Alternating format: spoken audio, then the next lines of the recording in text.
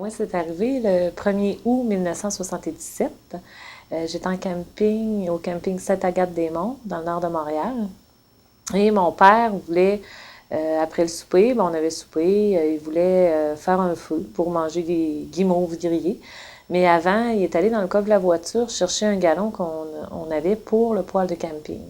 Ce poêle-là, on mettait ce produit-là dedans. Et mon père voulait peut-être, je sais pas, remplir le poêle de camping après le souper.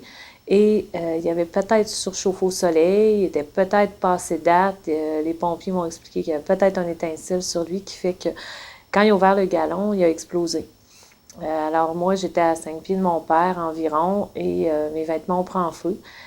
Et là, le tout s'en est suivi. Mes vêtements prennent feu, ma peau. Alors, on m'a transportée pour les premiers soins à l'hôpital Sainte-Agathe-des-Monts.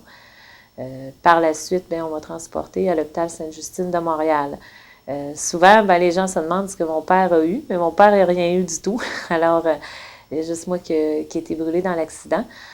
Et j'ai été hospitalisée 3 mois et demi à l'hôpital de Sainte-Justine de Montréal, où là, j'ai eu droit à les soins au grand brûlé, mais qui étaient très précaires. Alors, on n'avait pas beaucoup de survivants. On a estimé que j'étais brûlée à 55% du corps au 3e degré. Et comme il n'y avait pas de survivants dans ces années-là, ils ne savaient pas ce qui allait advenir de moi du tout. Pas d'équipement, pas de soins, pas de culture de peau. Pas d'asepsie. En tout cas, je me souviens que j'attendais dans le corridor qu'on finisse la chambre. Il avait dit à ma mère, ce sera pas long. Il m'avait mis dans le corridor comme ça. Puis il avait dit, on est en train de désinfecter la chambre. Il y a eu aussi les fameuses greffes de peau où là, je suis encore précaire. Moi, on connaissait pas vraiment ça, mais on savait que ça se faisait. Alors, on prenait des gros morceaux de peau, partout ce que j'avais pas été brûlée, pour faire les greffes. Et là, ça a brisé ailleurs.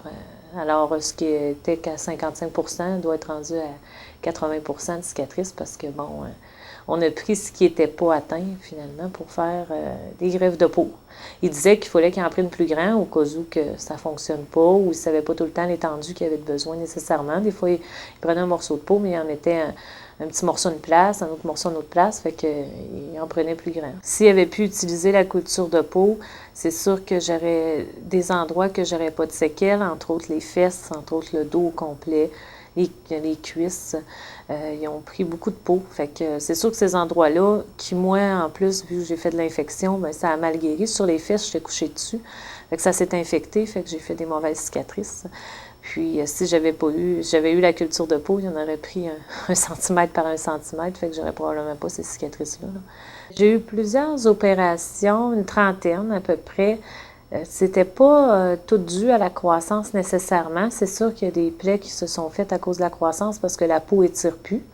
Ça faisait des cicatrices hypertrophiques qu'on a dû enlever, mais j'ai eu beaucoup d'opérations qui ont été aussi pour l'apparence, la bouche, les yeux, les narines trop petites, les yeux bridés, la bouche qui ouvre pas, des choses comme ça. Les doigts aussi, j'avais des conjonctures aussi au niveau des doigts pour essayer de refaire plier tout ça, puis marcher tout ça. Quand je suis sortie de l'hôpital, j'ai dit qu'un jour, j'aiderais des gens qui souffrent.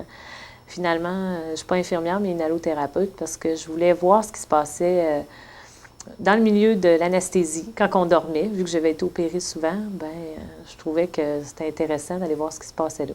Alors, une allothérapeute, ça travaille aussi dans le bloc opératoire, fait que c'est intéressant. J'ai pu voir plusieurs chirurgies que j'ai eues en tant qu'inhalothérapeute, greffe de peau, etc. Et je suis mariée, puis je suis mère de 2 garçons, un de 9 ans et demi, puis un de 11 ans et demi.